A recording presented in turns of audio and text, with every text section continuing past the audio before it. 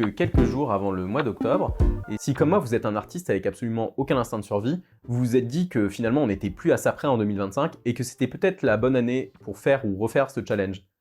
Bon, l'idée c'est quand même de terminer l'année vivant, donc je vais vous montrer comment moi je gère le challenge et comment j'ai revu les règles pour que ça devienne un moment presque agréable. Inktober, c'est un défi artistique qui se déroule du coup au mois d'octobre. Le but c'est de réaliser 31 dessins en 31 jours, en noir et blanc et en suivant une liste de 31 mots, tout ça sans faire de croquis.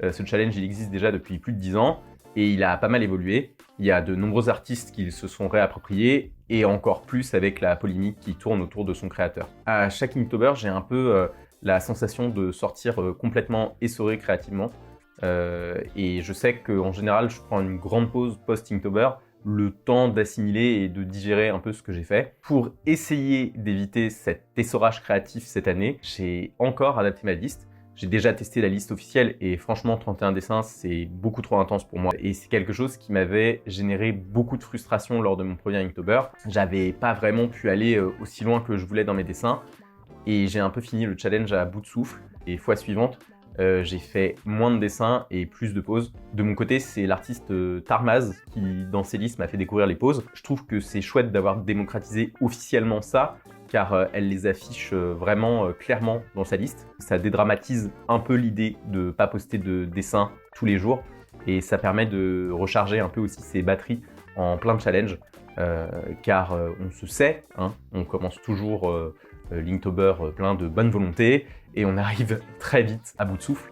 Donc en plus des pauses le week-end, j'ai personnellement rajouté 2 jours de pause supplémentaires pour scinder les successions de dessins. Donc cette fois-ci, comme le challenge commence en milieu de semaine, on va avoir 3 jours de dessin suivi d'une pause le week-end, puis ensuite 5 jours avec une pause supplémentaire pour avoir que 2 dessins de suite, et ensuite on recommence avec une semaine de 5, bref, vous avez compris. L'idée, c'est de ne pas avoir trop de dessins à faire en même temps, car d'expérience, je sais que c'est assez compliqué à tenir, et le but, c'est vraiment pas de se dégoûter, et c'est d'aller au bout. Après, pour le choix de la liste, ça dépend un peu de chacun. Moi, maintenant, je fais la mienne, comme ça, je sais que chaque mot que je choisis m'inspire, mais ça prend un peu plus de temps en amont à préparer. Maintenant, il y a toujours plein de listes qui pop sur Instagram, donc on a un peu l'embarras du choix. Et on peut toujours choisir la liste officielle. Alors, qu'est-ce qu'il y a? Moustache, tissé, couronne, sombre, cerf, percé, luciole, ça va. Oignon. Je trouve que les mots les plus difficiles dans les listes, c'est les mots liste de course. C'est-à-dire vraiment les aliments, les fruits et légumes. Donc là, en l'occurrence, oignon. C'est bizarrement les mots les plus compliqués pour moi. Comme j'essaye toujours d'être un peu créatif dans les dessins que je présente, et bah forcément, il y a un décalage entre l'idée de faire le mot tel quel et celui de créer un dessin un peu original, quoi. Pour me simplifier encore plus la vie, je vais aussi choisir un format et une palette de couleurs en amont. Les premières années, j'étais parti sur un format carré, tout bêtement parce que c'est un format que j'aime bien et que c'était le format de base des posts Instagram. Comme le format a récemment changé, je vais aussi changer mon format d'Inktober. Je vais partir sur un format A5. Que je pense que j'ai fait un peu le tour du format carré, et la dernière année je me sentais un peu contraint dans le format et je vais avoir plus de place, et pour le coup ça va bien matcher avec le format Instagram. Il y a aussi quelque chose que j'aime pendant l'Inktober, c'est d'avoir cet esprit un peu de série dans mes dessins, et le fait d'avoir un format qui est le même pour tous les dessins et une palette de couleurs qui est identique, ça permet de renforcer cette idée de série. Pour ce qui est de la palette de couleurs, ma méthode elle est assez simple pour la déterminer. En général, je prends une couleur que j'ai envie de travailler et sa complémentaire. Je rajoute ensuite une teinte plus sombre et une teinte plus claire, et voilà, ça part. Donc concernant maintenant le matériel que j'utilise le papier Mix Media 300 grammes de chez Canson. C'est un papier qu'on trouve assez facilement et qui est très accessible. Vous le trouvez en bloc, mais vous pouvez aussi l'acheter en feuille, voire en rouleau si vraiment vous avez une consommation stratosphérique. C'est un papier qui est légèrement crème et qui ne jaunit pas. Moi, je trouve qu'il a une bonne texture. Maintenant, j'utilise l'envers du papier. J'utilise aussi du papier calque. En ce moment, j'utilise le premier prix de chez Cultura. Si vous avez plus de budget, vous pouvez aussi utiliser une tablette lumineuse. Personnellement, j'en ai pas, donc pour le moment, j'utilise le papier calque et ça marche très bien. Et enfin, comme peinture, je vais utiliser l'acryl wash de chez Turner. Elle a un rendu mat uniforme. Les peintures sont vraiment quali et le prix est accessible. Je pense avoir fait un peu le tour sur comment je prépare mon Inktober. On va faire le premier mot de la liste ensemble. Alors, exceptionnellement, je vais le faire en avance. En général, je sais que j'aime bien faire la peinture le jour même. Quoi qu'il en soit, chaque année, je prépare toujours des croquis en amont. C'est un peu ma méthode pour être plus à l'aise et commencer un peu à démarrer la machine. Je commence toujours à faire mes croquis sur l'iPad. Pour moi, c'est plus simple que sur papier parce que je me sens moins contraint par le matériel. Je commence toujours un peu en avance par rapport au mois d'octobre. Alors, je sais que certains artistes diront que commencer avant, c'est tricher. Moi, je ne suis pas vraiment de cet avis-là. À chaque fois, les listes sont données en avance pour justement prendre le temps de bien comprendre les mots et de se les approprier. Si vous avez un éclair de créativité, il vaut mieux le saisir tout de suite plutôt que de le laisser partir. Et en général, moi, quand ça m'arrive sur un dessin, je fais le croquis à l'iPad et ensuite je le reprendrai plus tard.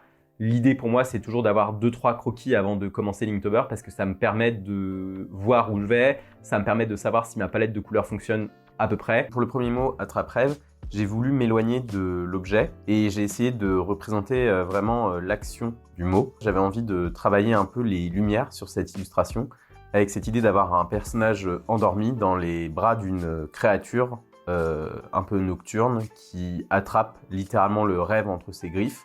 Donc dans cette illustration, j'ai 3 éléments importants. Le premier, c'est le personnage endormi. Le second, c'est la créature qui va aussi me servir de fond à l'illustration.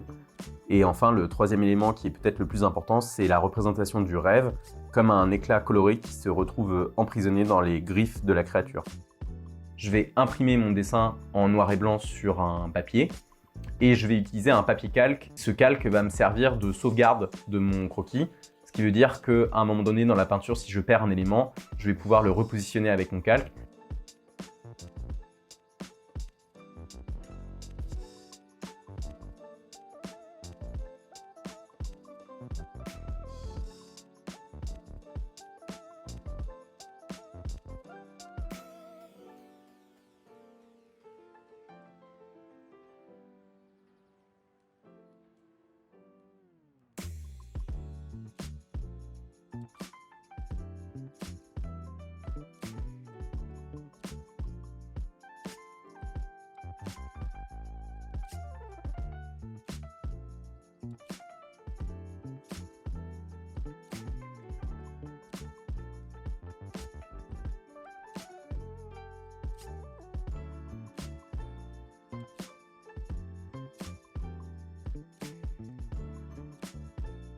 Je vais prendre une couleur générale pour faire un premier lavis. Ça va me permettre finalement d'unifier toutes les couleurs que je mets par-dessus.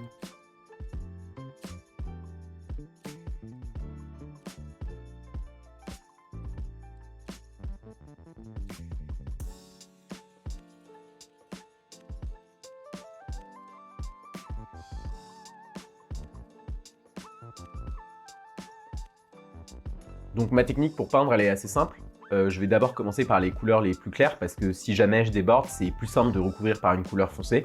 Si jamais je veux rajouter des points de lumière, je peux toujours le faire parce que la peinture que j'utilise permet de faire ça. Ça ne va pas se réactiver une fois posé par-dessus.